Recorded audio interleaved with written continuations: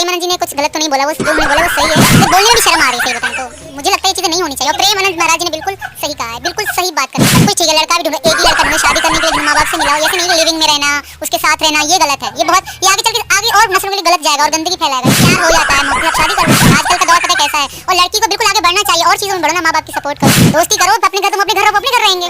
ये तो दोस्ती सब नाम दे रहे हैं, यहाँ दोस्ती है, जब कहने उनको खुद को भी शर्म आ रही होगी ना, कहने में कुछ नहीं तो दोस्ती का नाम लगा रहे हैं। मैं भी ये कहूंगी कि ये लिविंग सही नहीं है। सुंदर सुशील 4 बॉयफ्रेंड वाली कन्या, बहुत अच्छी मजबूत तनख्वाह वाला 4 गर्लफ्रेंड वाला बॉय। नमस्कार दोस्तों, इस प्यारे दोस्तों, आज मिलवाते हैं इन प्यारे प्यारे लोगों से जो दुनिया के सबसे महान लोग हैं। ये है मनोज मस्ताना और सीमा का दीवाना। ये जब भी इसको दिल करता है सीमा के पास भागा चला आता है उसका इंटरव्यू लेने के लिए। तो ये इसका गुलाम बना हुआ है, पत्रकार नहीं, ये गुलाम ज़्यादा है। भगोड़ी से पूछता है तुमको मंथली वाला हिसाब होता है या नहीं, पीरियड्स आते हैं नहीं, उस तक के बारे में ये मनोज मस्ताना पूछता है।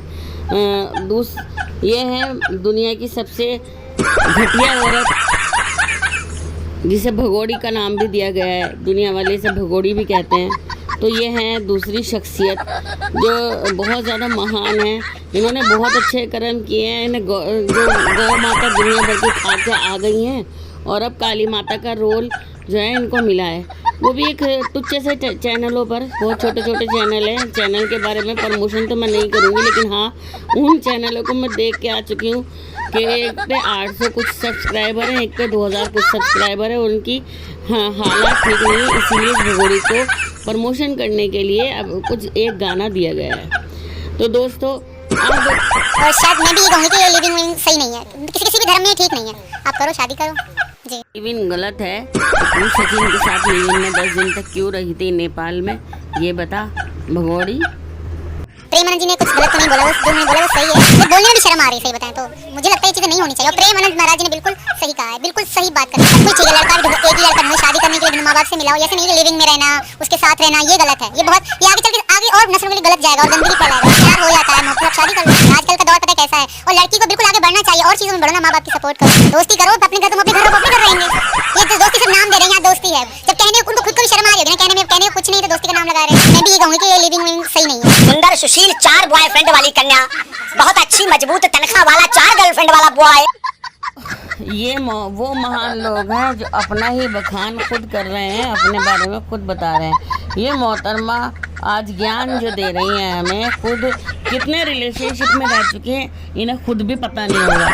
ये तो वो हैं जो हमें पता है और हम सामने ला रहे हैं, लेकिन अनजाने में इन्होंने कितने किए हैं, कितने इनके पाकिस्तान में थे, कितने यहाँ पे हैं, इसका अंदाज़ा लगाना बहुत मुश्किल है। लेकिन सुना ही है ज़हीर जाफ़र और कार वाला यहाँ पर, और अब ये रामू काका, और ये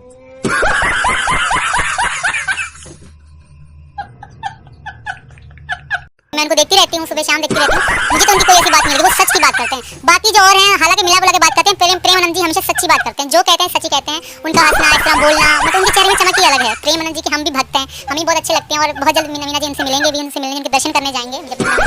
मुझे तो कहीं ऐसा नहीं लगता, पता नहीं क्या है लोगों को, उनकी बात जो भी होती है आज तक तो सच्ची होती है। बड़े बड़े लोग उनके पास जाते हैं, मैंने देखे हैं, और प्रेमानंद जी सबसे अलग हटके हैं, उनकी बातें, उनकी चीज़ें सबसे हटके हैं।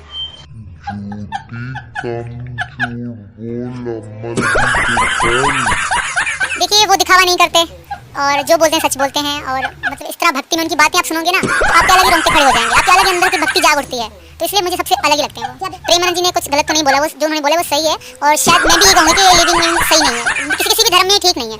आप करो, शादी करो जी, शादी ही करी, शादी ही सत्य, शादी एक खूबसूरती, इंसान रिश्ते को खूबसूरती देती है। लिविंग कितना भी आप कह लो, कितना मॉडल बन जाए, फिर भी गंदगी रहती है। तो तू ही है सबसे बड़ी झूठी, तो तू ही है। गुलाम हैदर की निगाह में रहते हुए तूने ये सब किया।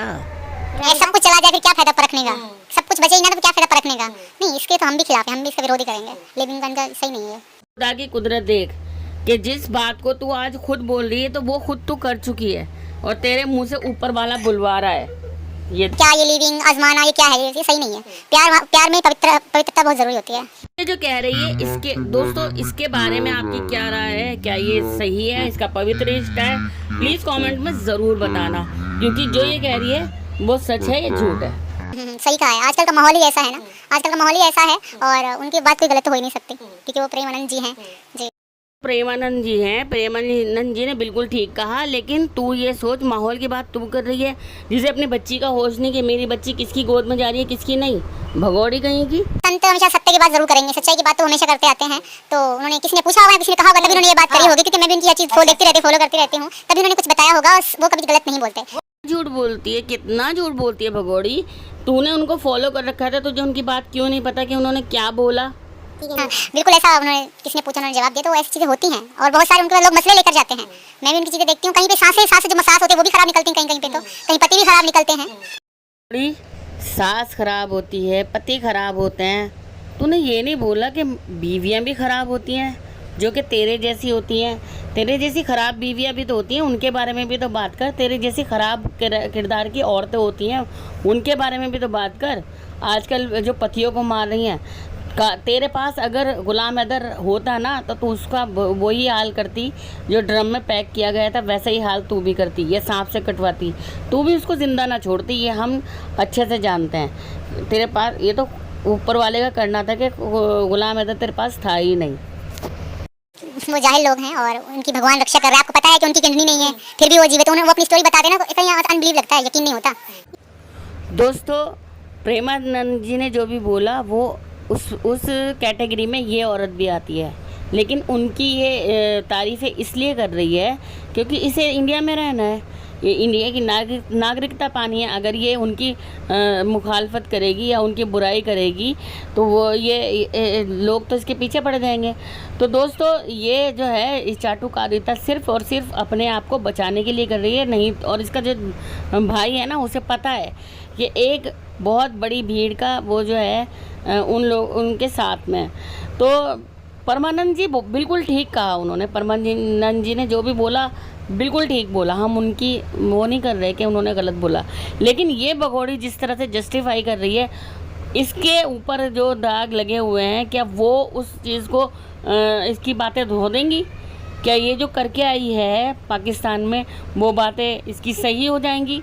या ये जो अब 10 दिन का लिव इन रिलेशनशिप इसने बनाया था सचिन के साथ में, क्या वो सही हो जाएगा?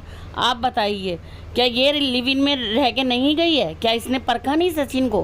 परख के गई है कि क्या परखना होता, क्या परखना होता, ये बोल रही थी ना। तो तूने अच्छे से परखा है सचिन को। सचिन को 10 दिन परख के गई है। 10 दिन तू रंगरेलियाँ मना कर के गई है बिना शादी के। तुम झूठ बोलते हो, वहाँ पे कोई मंदिर नहीं था, शादी नहीं हुई तुम्हारी वहाँ पर। और अब तू सती सावित्री बनकर दिखा रही है लोगों को। तू काली माता का भजन करने जा रही है। शर्म कर, शर्म।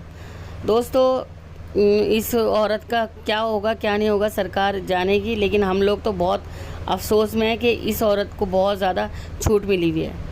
दोस्तों, आप लोगों का क्या कहना है कमेंट में ज़रूर बताइएगा। और प्लीज़ अगर वीडियो अच्छी लगे तो लाइक, शेयर, सब्सक्राइब ज़रूर कर देना। आपने जो मुझे पहली वीडियो में प्यार दिया उसके लिए आपका बहुत बहुत थैंक्स। और जो मुझे पॉजिटिव देखते हैं वो उनका तो बहुत भी ज़्यादा थैंक्स। तो थैंक यू सो मच। मिलते हैं अगली वीडियो में। तो तब तक के लिए बाय, अल्लाह हाफिज़।